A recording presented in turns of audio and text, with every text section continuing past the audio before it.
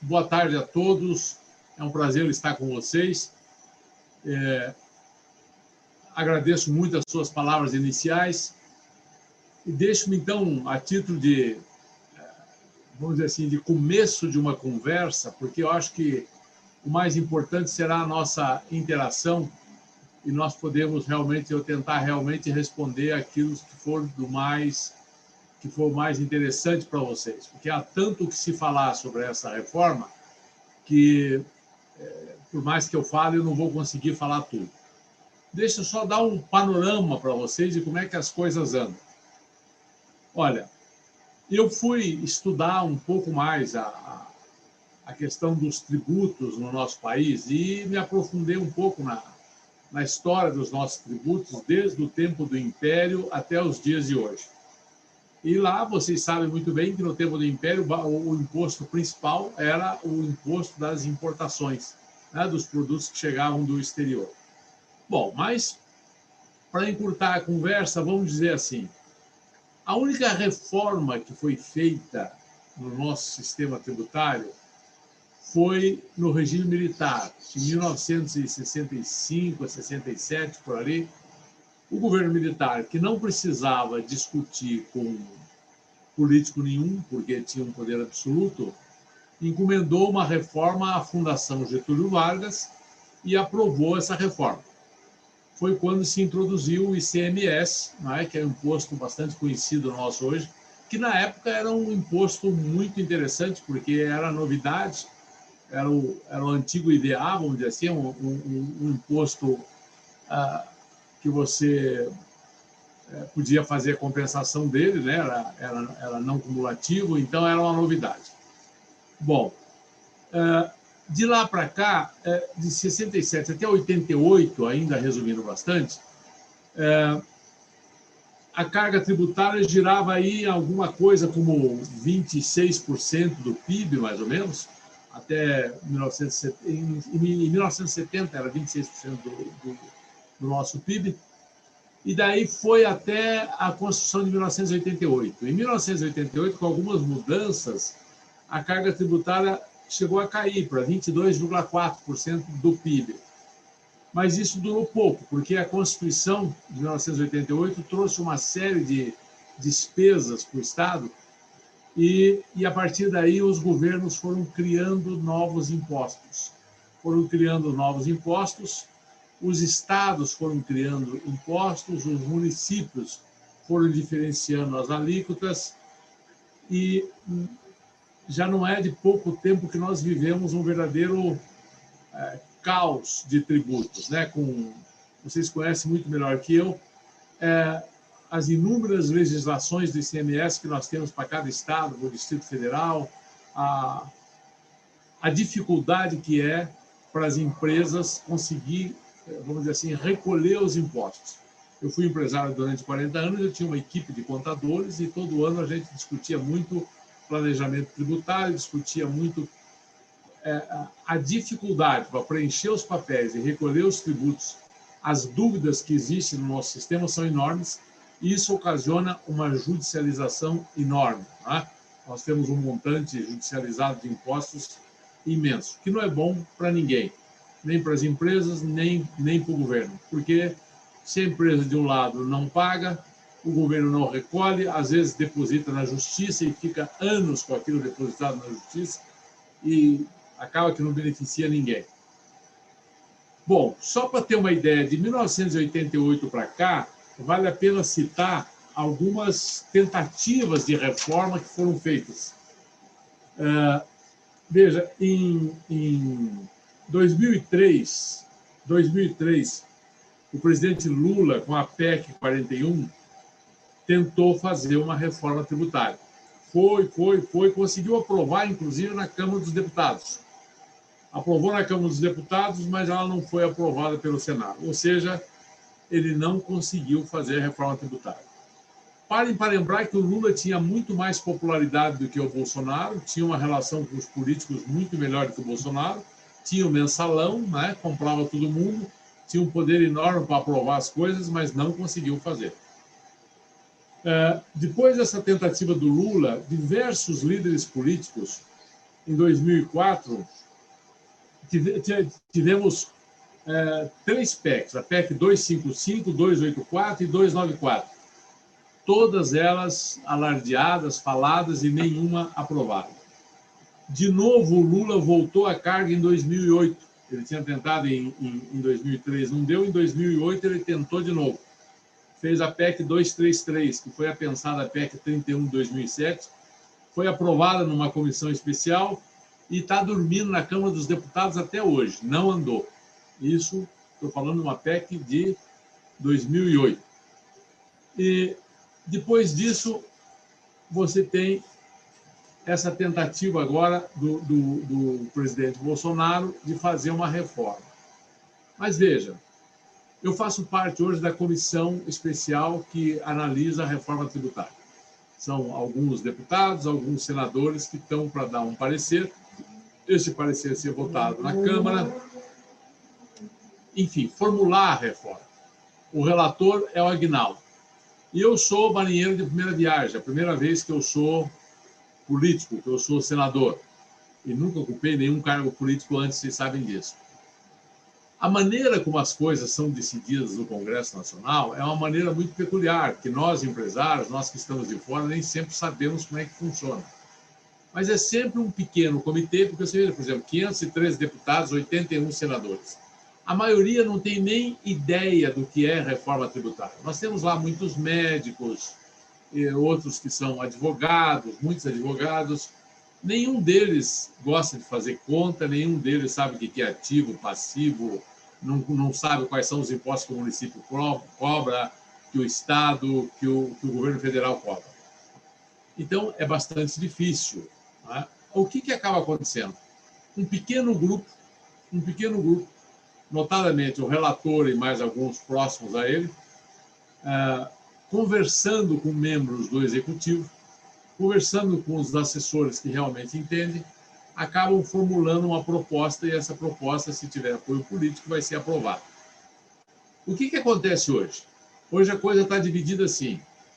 Nós temos 2 reformas, vamos dizer, 3 reformas sendo discutidas. Nós temos, no Senado Federal, a proposta que foi formulada na legislatura passada pelo ex-deputado Rauli, que é a PEC 110, que foi assinada agora pelo presidente do Senado e outros que a propuseram. Basicamente, o que ela faz? Ela junta alguns impostos, né? Cria o famoso IBS, Imposto sobre Bens e Serviços, tenta simplificar o recolhimento e não diminuir a carga tributária. A carga tributária, nenhuma reforma propõe diminuir. Todas elas buscam ter mais progressividade e menos regressividade. Todas elas querem tributar mais a renda, o lucro e menos alimento, roupa, coisas básicas. No que eu acho que estão corretas nessa intenção. Lá na Câmara dos Deputados, nós temos a PEC 45, que é uma proposta do Baleia Rossi, que é muito semelhante à proposta do Raul. Basicamente, é o seguinte, a do Baleia Rossi, ela inclui no IBS o IPI, o ICMS, o ISS, o COFINS e o PIS. E deixa de fora o IOF, o salário de educação, o CAD, né, ficam de fora. A 110 é mais abrangente, ela soma mais impostos. Mas, enfim, tem pequenas diferenças aqui e acolá, mas as duas podem perfeitamente serem fundidas numa só. Aí nós temos uma ação que eu acho terrível, que é a ação do Ministério da Fazenda. Veja, quem é que tem os melhores técnicos em tributos? Quem é que conhece a realidade tributária desse Brasil? O Ministério da Fazenda. Eles têm lá um especialista no sistema tributário da Comunidade Europeia. Eles têm lá um especialista no sistema tributário norte-americano. Eles têm todos os dados de arrecadação, têm a Receita Federal na mão. Eles têm os computadores para fazer ensaios. Não é? Eles têm tudo na mão. Então, eu acho que, obrigatoriamente, quem deveria apresentar uma proposta de reforma tributária clara e inteira, fazendo um todo, que todo mundo pudesse entender, deixando claro o que os municípios vão cobrar e como vão cobrar, o que os estados vão cobrar e como vão cobrar, o que a federação, o que o governo federal vai cobrar e como vai cobrar, seria o Ministério da Fazenda. Deveria chamar os secretários da Fazenda estaduais, deveria chamar a Associação dos Municípios, deveria fazer um trabalho técnico, deveria recorrer à FGV, a gente que entende, e apresentar um projeto inteiro. Mas o Paulo Guedes não faz isso. Eu sou amigo do Paulo Guedes, gosto dele, mas já me desentendi com ele por causa disso. Digo, Paulo, você tem obrigação de apresentar uma reforma. Eu até cito para ele sempre um exemplo do que foi o Plano Real. O Plano Real, quando criou aquela coisa de unidade de referência de valor, aquela coisa toda, era uma engenharia econômica complexa, mas que a população toda entendeu. Todo mundo que ia no supermercado sabia o que era a unidade de referência de valor e tal. Quando estabilizou o preço naquela unidade de referência, criou-se o real e funcionou. Precisou muito conhecimento de economia, precisou muito conhecimento técnico para fazer aquela reforma, mas foi feito de uma forma didática que a população entendeu e apoiou. Hoje nós não temos uma reforma que seja viável alguém que não é do ramo entender. A do Paulo Guedes, nem quem é do ramo entende, porque o que o Paulo Guedes está fazendo? Eu já disse para ele, ele está escrevendo um livro em vários capítulos e de vez em quando ele publica um capítulo. Você não consegue ler o livro inteiro porque ele não publicou tudo. O que ele disse até agora? Ele disse, é responsabilidade do Congresso. Não é só do Congresso, é responsabilidade do governo, é responsabilidade do país todo. Ele não pode tirar o corpo fora. Ele é o que menos pode tirar o corpo fora. Né? Se é alguém que tem uma responsabilidade maior pelos meios que tem na mão, é o Ministério da Fazenda. E é o grande ausente desse debate. Grande ausente. O que ele fez até agora? Propôs um imposto sobre transações financeiras, que todo mundo chama de a antiga CPMF, propôs um IBS que dava 12%, juntando dois impostos, só a nível federal, teria um outro a nível estadual, ou seja, não propôs nada, não tem uma proposta. O governo federal não tem uma proposta. Então, tem essas duas propostas correndo lá dentro do Senado. Tem outras duas propostas que não estão no Senado, mas que nós conhecemos, sabemos, chega até a nós, uma que é do Instituto Atlântico, e outra que é do secretário da Fazenda, que é aquele movimento Simplifica Já. Bom, como é que está tudo isso? Totalmente perdido. As reuniões da comissão para estudar a reforma tributária sequer têm acontecido mais. Nós estamos funcionando pelo regime de decisão remota, fizemos algumas reuniões de decisão remota e agora com a eleição municipal e outras coisas, os políticos param tudo. Quando tem eleição, param tudo. O próprio Bolsonaro chegou a dizer com todas as letras, não quero mais que falem nada enquanto não acabar as eleições. E parou, o governo está parado. Não é só a reforma tributária que não está andando. Olha, não anda a reforma tributária. Tem 3 PECs lá que são importantíssimas para o país sair da crise fiscal que se encontra. Tem a PEC emergencial, tem o Pacto Federativo, tem a PEC dos fundos, tudo parado. Nada, não tem nem ideia de quando é que vai relatar. A reforma tributária não sai para o ano que vem, posso garantir para vocês. Portanto, se vocês, como pessoal ligado à contabilidade e tudo mais, só vai ter preocupação com isso para aplicar em 2022. Porque se sair, será em 2021. 2020, esqueçam, não vai sair mais nada. Nem há tempo hábil mais. E também não há ninguém trabalhando nisso. Parou. Não sai reforma administrativa, que era a outra coisa que tinha que sair junto. Essas PECs que estão lá paradas, a emergencial e a PEC do Pacto Federativo, seriam essenciais para se poder fazer uma reforma administrativa nesse país, em todos os níveis de governo. Não anda, nenhuma delas anda. Bom, para vocês terem uma ideia, o governo não está conseguindo estabelecer, não é nem estudar, não, nem estabeleceu ainda a comissão que vai aprovar a lei orçamentária do ano que vem. Nós estamos em novembro, daqui a pouco vamos chegar em dezembro. Não temos ainda a comissão que vai estudar a peloa do ano que vem, a lei orçamentária do ano que vem. Arrisca o governo começar em janeiro sem ter orçamento aprovado. Vai gastar aquele negócio do duodécimo, vai ficar naquela loucura, tendo que repetir o ano anterior. O governo Bolsonaro está parado. É uma coisa impressionante. A agenda de reformas está totalmente parada. Tá? A pandemia fez um mal terrível para o sistema democrático brasileiro. Nós, senadores, por exemplo, as comissões todas que tinham lá dentro do Senado, Comissão de Assuntos Econômicos, Comissão de Educação, Comissão de Constituição e Justiça, Comissão de Meio Ambiente, Comissão de Ciência e Tecnologias, desde março, nenhuma se reúne. Como é que nós estamos... E o trabalho das comissões é o trabalho mais importante que tem, porque é realmente nas comissões que o trabalho acontece. Que é quando você senta em 10, 20 senadores, quebra o pau, que é um grupo pequeno, né? E aí você mastiga as coisas. E as decisões das comissões são respeitadas pelo plenário. Às vezes existe alguma disputa no plenário, quando junta os 81, mas normalmente não tem disputa. Se a Comissão de Educação aprovou um projeto relativo à educação, a tendência é que o plenário aprove esse projeto. Dificilmente vai ter um grande debate no plenário. O grande debate acontece nas comissões, e que é muito mais produtivo, né? Porque em 81 debater alguma coisa é quase que inviável. Imagina na Câmara dos Deputados, 513. É só nas comissões que as coisas realmente acontecem. E as comissões pararam. Não tem mais reunião de comissão. Com a história da pandemia, o Congresso está fechado, as comissões não funcionam, nós estamos fazendo reuniões remotas, como essa que estamos fazendo agora. Veja a dificuldade que é para discutir um assunto que não foi discutido em comissão. Então, é um assunto virgem. O presidente sozinho designa um relator. Ele vem e relata. Ninguém debateu o assunto antes. Eles fornecem 3 dias antes uma cópia e tal. A gente até lê, até troca alguns telefonemas, mas é precário. Não chega nem perto daquilo que a gente fazia quando tinha as comissões, quando a gente estava junto e dividia o trabalho e cada um fazia uma parte. Era outra coisa, completamente diferente.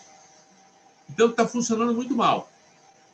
E o presidente, só temos votado via remota assuntos referentes à pandemia, esse auxílio emergencial, esses planos de ajuda a empresas, às pessoas e tudo mais. E é isso, né? Há um grande parado aí, uma situação muito difícil. E, sobretudo, não há ação por parte do governo Bolsonaro. O Bolsonaro é muito bom para brigar por ideologia, mas cadê as propostas concretas? Por exemplo, eu não aguento mais ouvir discurso sobre a reforma tributária, o sujeito falando de intenções, falando do passado, falando do manicômio tributário, falando que precisa ser mais progressivo e menos regressivo, dizendo que tem que simplificar. Tudo isso é óbvio, tudo isso a gente já sabe. Agora, cadê uma proposta, cadê um ensaio com números para dizer assim, olha, o setor de educação com a nova tributação vai ficar assim, a indústria vai ficar assado, o ICMS no Brasil não vai existir mais, vai existir o IVA, tá bom. E o IVA vai se somar com quais impostos? A alíquota vai ser de quanto? Quais vão ser as exceções? Não tem. Não tem. Tem essas propostas que estão rolando por aí, mas que ninguém assume, não há um estudo. Então, o quadro geral que se tem no país hoje é esse. Infelizmente, é essa notícia que eu tenho que dar para vocês. Feito esse histórico, feita essa preliminar, eu estou às ordens para tentar responder alguma coisa que eu tiver a resposta. É desanimador, né, senador? Porque nós temos um sistema que é muito complexo, né? Existe uma guerra fiscal acontecendo entre os estados e os municípios, e isso todo mundo perde, é claro isso, né? A carga tributária é alta e não tem que discutir, e se nós formos discutir para diminuir qualquer coisa, morre o assunto na hora. Então, não tem como discutir a alta de carga tributária. Nós temos que trabalhar com essa para que a gente possa, pelo menos, avançar, tentar fazer alguma coisa diferente. E um problema também gravíssimo é essa insegurança jurídica que o senhor citou. Nós temos bilhões sendo discutidos, e aí sempre a gente ouve e vê as pessoas falando, né? Por que não cobra? Por que não cobra? Mas isso é discussão, nós sabemos que 60%, 65% disso é crédito, é valor podre, uma boa parte também é discussão pelo não entendimento, né, pela dificuldade do nosso sistema, pela complexidade do nosso sistema, e uma parte disso também são os sonegadores, quanto mais, mas é muito pouco isso, a gente sabe disso que é muito pouco. Então, é desanimador a gente perceber que nós poderíamos já passar os 2 anos e nada aconteceu, né? E estamos caminhando fortemente aí para que se vote agora, vai ter que discutir orçamento, vai ter eleição para presidente da Câmara e do Senado, e o que nós podemos esperar esse ano? Absolutamente nada. Nada. Alceu, na verdade, o Brasil se bate por uma reforma tributária desde 1988. Nós estamos falando aí em 32 anos. 32 anos que não se chega... Tem até tese de mestrado e de doutorado tentando explicar de por que a reforma tributária não sai. Você vê nos diversos governos, de esquerda, de direita, de centro, ela não anda. A melhor explicação que eu vi até agora, diz o seguinte: a sociedade brasileira, com relação a tributos, é dividida. Assim, você tem a agricultura, tem a Frente Parlamentar da Agricultura, que tem um certo lobby, uma certa influência lá no Congresso. Você tem a indústria, que tem a FIEP, que tem uma certa influência lá no Congresso. Você tem a FEBRABAN, os bancos, que têm uma certa influência lá no Congresso. Tem os diversos lobbies dos diversos setores organizados da sociedade. Olha, o que acontece quando você vai fazer uma reforma tributária? Bom, você tem o interesse dos governadores, você tem o interesse dos municípios, não é? Você tem vários atores que têm a perder ou a ganhar com uma reforma tributária. E esses atores atuam fortemente. Atuam como? Atuam com pressão política sobre os seus deputados, sobre os seus senadores. Sobre mim, nunca ninguém fez pressão política nenhuma, até porque eu estou lá faz pouco tempo e não tem como fazer pressão política no meu caso, porque eu nunca fui político, não tenho futuro na política, não pretendo me candidatar de novo, então não tenho porquê. Mas sempre que você tenta mexer nesse país em privilégios, por exemplo, eu era relator da reforma da PEC emergencial. E eu coloquei lá uma série de coisas. Por exemplo, eu estava acabando com férias de 60 dias que existe no Poder Judiciário, que eu acho uma aberração. Estava acabando com essas férias. Você não sabe o que foi de juiz, de promotor falar comigo. Fazia fila. Sabe? E assim, uma pressão violenta. Eu não cedi, mas a PEC emergencial era muito parecida com a PEC do Pacto Federativo e o governo resolveu juntar as duas. Meu relatório está lá, mas não sou eu que vou relatar as duas juntas agora, é outro relator. Então, não sei o que vai acontecer, mas a tendência é que, se tiver alguma coisa, vai ser sempre daqui para frente. É como a reforma administrativa. Os direitos adquiridos, a tendência é manter. Então, quem vai entrar novo, entra no novo regime, né? Com salário mais baixo, demora mais para evoluir, porque hoje em dia o sujeito entra na carreira pública já quase ganhando o teto, o que é muito ruim. E na média, o setor público federal paga o dobro do que paga a iniciativa privada para cargos semelhantes, para a mesma função. Né? Então, é complicado. A sociedade brasileira é dividida e ela expressa essa divisão lá na política. E fica essa disputa. Quer dizer, precisa ter um governo com muita liderança, com muita capacidade de diálogo, para conseguir reunir deputados, senadores, governadores, né? Ter uma proposta inteligente para conseguir fazer alguma coisa assim. Não vejo que o nosso presidente Bolsonaro reúna essas condições. Não, mas nem de longe. Basta olhar a biografia dele. Não é um homem dado à cultura, dado ao estudo. Né? Ele teve uma formação militar, foi 30 anos deputado do baixo clero. A pauta principal dele é a ideologia. ele se elegeu com uma bandeira criticando o Centrão, criticando o Sérgio Moro, aliás, elogiando o Sérgio Moro, etc. E tal. Hoje ele está o oposto do que ele foi eleito. Hoje ele está aliado ao Centrão, o Ricardo Barros é líder dele, o Bezerra é líder dele, os dois têm processo, né? O homem que é presidente do Brasil hoje é um homem completamente diferente do homem que foi candidato. Mudou, da água para o vinho. E as coisas simplesmente estão muito mal paradas. Infelizmente, eu não tenho uma boa notícia a dar para vocês, não. Sempre que o senhor relatou aí várias PECs, né, que foram tentadas aí, foram postas e elas acabaram não passando. Eu tenho 32 anos de contabilidade, tenho uma empresa de contabilidade há 32 anos.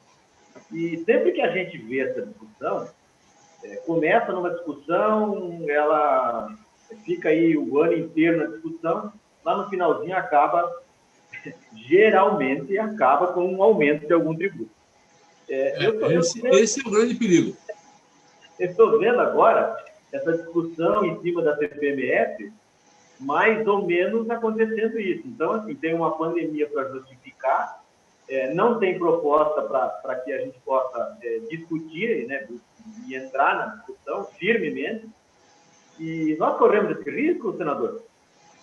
Acho difícil aprovar essa CPMF, esse imposto sobre transações financeiras, acho muito difícil. Ele é extremamente impopular, há uma reação enorme no Congresso contra esse imposto. O Guedes diz assim, não, me deixa fazer, eu vou desonerar a folha, aquela história toda. Se por acaso o governo começar a arrecadar mais do que já está arrecadando hoje, a gente abaixa a alíquota. Eu não acredito e ninguém acredita que ele vai abaixar a alíquota, né? Então, eu acho que esse imposto sobre transações financeiras, a chance de que ele seja aprovado é muito pequena. Eu não digo que seja impossível, mas é muito pequena. Muito pequena. Acho que não vai emplacar, não. Olha, essa discussão vai o ano que vem inteiro. É difícil. Ninguém sabe ainda ao certo para que rumo essa reforma tributária vai tomar. Vai depender muito do novo presidente da Câmara, do novo presidente do Senado. Esse ano não vai acontecer mais nada. E não sei se acontece o ano que vem, porque, como eu te disse, a sociedade brasileira é dividida com relação... Nós não temos um projeto de país. É muito um salve-se quem puder. Cada um defende o seu setor, cada um defende os seus interesses, e não há uma liderança capaz de dizer assim, pessoal, temos que ter uma visão de país, temos que fazer isso. Alguns setores vão ter um pequeno prejuízo, outros setores vão ter um ganho e vai ficar melhor para todo mundo. Não tem essa proposta. Não há um líder falando com a nação e não há uma proposta clara que as pessoas possam defender. Hoje, se você quiser defender a reforma tributária, você vai defender qual? A do Baleia Rossi, você vai defender a do Raul, você vai defender qual delas? E é um assunto complexo e ninguém tem uma receita simples para dizer, olha, nós queremos fazer tal coisa. Eu estou tentando lá com a minha assessoria elaborar uma cartilha, para você ter uma ideia, para entregar para os parlamentares todos, basicamente uma cartilha definindo o que é imposto, contando um pouco a história dos impostos, contando um pouco de como é o sistema tributário brasileiro hoje e tentando resumir as propostas que estão aí. Mas ainda não consegui terminar esse trabalho. Mas é uma coisa que muitos colegas me pedem, porque eu sou economista, sou empresário, conheço um pouco disso, então estou tentando ver se ajudo de alguma forma. Mas a maioria sequer discute o assunto. Sim. O senhor acha que a administrativa vota esse ano? Não. Também não? Não. Esse ano não acontece mais nada. Esse ano não acontece mais nada. Nós vamos terminar o ano exatamente como nós estamos. Nós temos novembro e dezembro. Janeiro é recesso. Estão falando em convocar para janeiro porque não vai aprovar o orçamento. Mas, veja, ao seu. Uma coisa que eu descobri agora vivendo lá como senador. Os políticos colocam a política acima de tudo. É impressionante. Eles colocam o interesse pessoal deles acima de tudo. Eu vou te dar um exemplo com um assunto que não tem nada a ver com a reforma tributária. Vamos pegar a vacina para a Covid. Você sabe que tem uma vacina que está sendo desenvolvida pelo Instituto Butantan, tem outra sendo desenvolvida lá com Oswaldo Cruz, né, no Rio de Janeiro. O Quércia não, desculpe, o Bolsonaro e o governador de São Paulo, atual, socorro, esqueci o nome do governador de São Paulo, me lembro, o Dória, né? O Bolsonaro e o Dória estão quebrando o pau, porque os dois são o quê? Candidatos a presidente da República, quando? Em 2022. O que é mais importante para eles? A saúde do povo, uma vacina ou a eleição de 2022? Você não tem a dúvida que é a eleição de 2022. Se tiver que morrer mais 50 mil brasileiros, mas isso ajudar um deles a ganhar a eleição, eles vão fazer tudo para que morra mais 50 mil e um deles ganhe a eleição. Essa briga agora é uma briga estúpida, né? Deviam se entender, né? Tanto um quanto o outro, esquecer a eleição e juntar esforços para que a gente tenha a vacina o quanto antes. Não, estão brigando, porque o presidente quer que a vacina dele seja a primeira a ser aplicada e o Dória quer que a dele seja a primeira a ser aplicada. Aí vem essa história que a vacina vem da China e tal, que eu não confio em chinês. Isso é uma besteira, né? Tem que confiar no Instituto Butantan.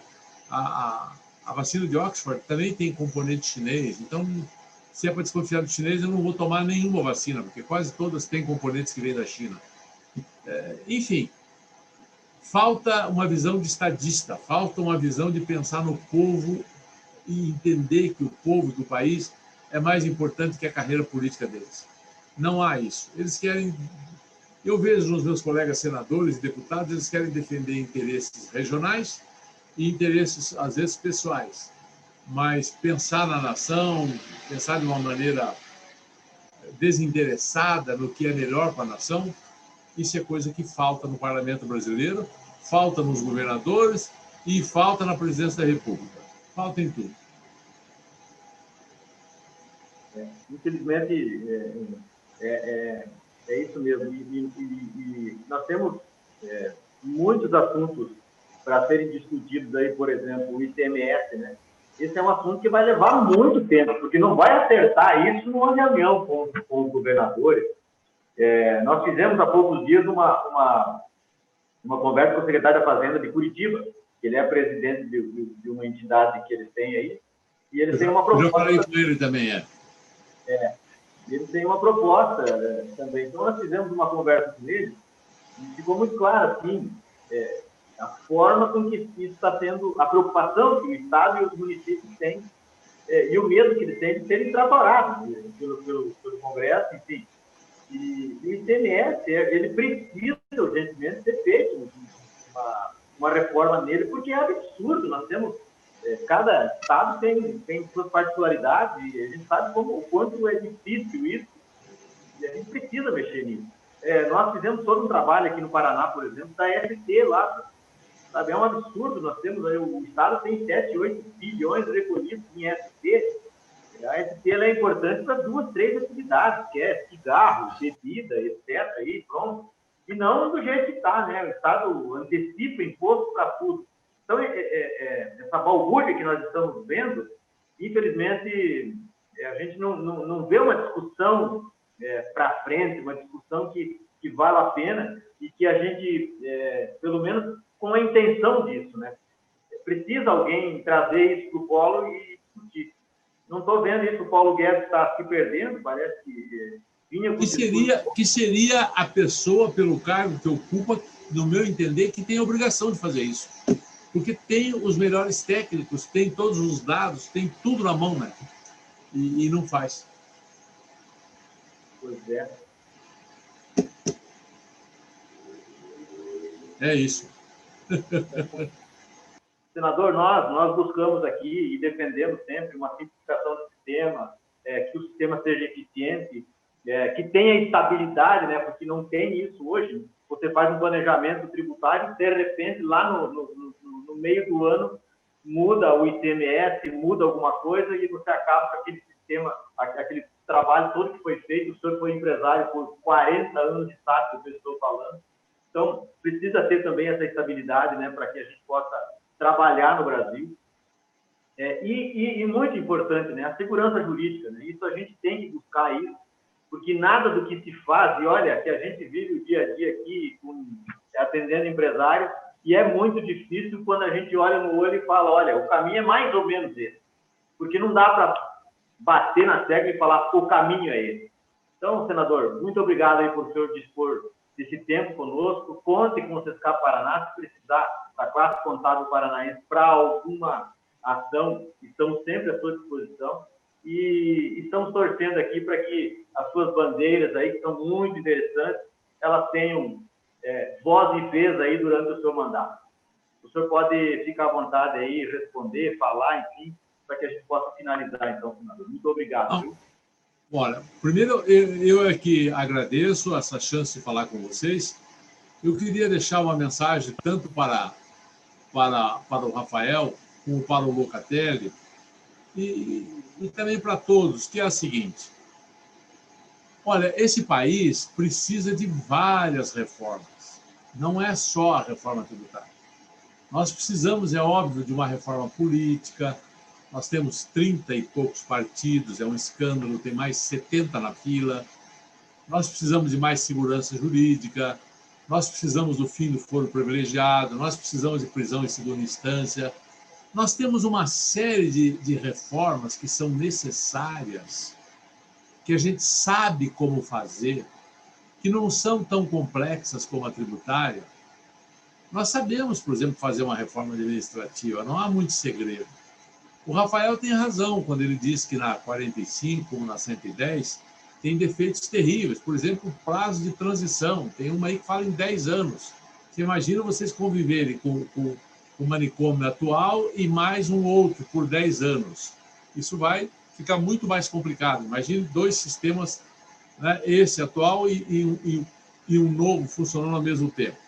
Eu não gostaria de ser contador nessa hora. Mas, enfim, o que fazer não é difícil de chegar lá. Eu tenho absoluta convicção que o Rafael é capaz de juntar no Instituto Atlântico bons técnicos, bons economistas, bons contadores e fazer uma proposta muito boa. Aliás, eu acho, e andei estudando a sua proposta, Rafael, gostei muitíssimo do que li. Claro, como sempre, não vai ser aprovado exatamente isso. Sempre vai ter alguém que vai discordar de uma coisa ou do outro, um interesse ou outro. A gente nunca sabe direito qual é o Frankenstein que vai sair. Mas eu quero dizer para vocês o seguinte, o difícil não é o quê, o difícil é o como. Como fazer as coisas acontecerem nesse país. A gente não... Olha, eu tenho coisas óbvias que eu quero fazer. Eu passei a minha vida toda, deixa eu dizer para vocês, como empresário, e sempre participando, como vocês estão participando hoje, com algum interesse, com alguma preocupação de associação comercial, de movimento assim, de movimento assado, tentando, enquanto cidadão, enquanto empresário, ajudar um pouco o país. Tanto fiz que quando me aposentei das minhas empresas, passei para meus filhos, falei, bom, agora eu vou ser político, porque agora eu vou parar só de dar palpite e vou botar a mão na massa, vou tentar fazer. Estou tentando, vou tentar até o último dia. Estou vivendo as dificuldades. Mas eu quero dizer para vocês, esse é o ponto. Como fazer? Como convencer um ministro a apresentar? Porque, assim, não adianta o Instituto Atlântico ter uma belíssima proposta. Para o como, não adianta. Porque o como é quem é que controla os deputados e os senadores, quem é que tem o poder de encaminhar, que tem a força política para encaminhar essa ou aquela proposta. Quem tem isso é o governo federal. Então, se nós temos um presidente que não tem capacidade de liderança, que não tem tudo que fala de economia, ele diz é com o Paulo Guedes, é com o meu posto de Ipiranga. Ele mesmo não sabe. Então, fica muito difícil. Vocês imaginam numa empresa, um presidente da empresa que toca a empresa assim. Esse assunto eu não quero, esse assunto eu não sei. O presidente da empresa tem que conhecer minimamente. Eu nunca fui contador, mas eu um pouco de contabilidade para poder dialogar com o meu contador, para ver as opções, para poder saber fazer preço, coisa que vale. O nosso como é o grande problema. Onde encontrar os homens de boa vontade, que estejam dispostos a ir lá, botar a mão na massa um pouco. Então, assim, acho fantástico que a sociedade civil faça esse trabalho, que o Instituto Atlântico, que os secretários da Fazenda e que outras entidades, que vocês, o Conselho de Contabilidade, todos que puderem, de alguma forma, lançar luz sobre esse assunto, falar com o político, tentar... É muito importante, é muito válido. Mas, realmente, hoje, o que decide é o governo federal. Sem a liderança do governo federal, não há como fazer nada. A coisa fica uma grande discussão. Nós podemos nos apaixonar por ideia A, por ideia B, mas a coisa não anda. O Brasil não anda. Talvez só uma grande crise, realmente, uma crise fiscal sem precedentes, que eu acho que está para acontecer. Aliás, se não aprovarem, não é a reforma tributária, se não aprovarem a lei orçamentária para o ano que vem, periga em janeiro, fevereiro, o governo federal não ter dinheiro para pagar salário. Tá? A situação é muito grave lá. E não se mexem. O país está parado. Olha, sinceramente, eu tenho grandes preocupações, como vocês têm. Tento fazer alguma coisa. Confesso que não vou desanimar nunca, não sou só eu que tento, mas um monte de senadores também tentam, um monte de deputados também tentam, mas esse monte é assim, é 20 aqui e 30 ali na Câmara, então 50, em 600. E a gente não está conseguindo sair do lugar, não. Tá? Agradeço muito ter estado com vocês e estou sempre às ordens. Tá? Um grande abraço a todos.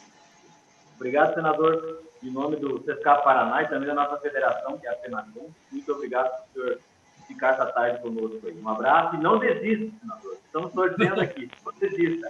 Nem vocês, não desistam também. Muito abraço. Obrigado. Obrigada. Um abraço também. Um abraço. Tchau, tchau. Tchau, tchau.